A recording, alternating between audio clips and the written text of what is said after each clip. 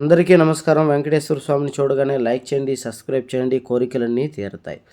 తులారాశి వారికి 14వ ఏళ్ల శని 4వ పాదంలోకి రాబోతోంది. తులారాశిలో చాలామందికి మాకు కలిసి రావట్లేదు, మాకు అనుకున్నట్టుగా జరగట్లేదని బాధపడేటువంటి వారికి ఈ శని వల్ల విపరీతమైనటువంటి కష్టాలు, కుటుంబ సమస్యలు, మానసిక సమస్యలు, కోరుకున్న వాళ్ళు దూరం అయిపోవడం, మనశ్శాంతి లేక, సరైన ఉద్యోగం లేక, అనేక రకాలుగా చెరుకు రసంలో పెట్టిన చెరుకుల పిప్పైపోయినటువంటి తులారాశి వారికి ఇది చాలా గొప్ప శుభవార్త. శని ప్రభావం అనేది మనల్ని శిక్షించడానికి వస్తుంది.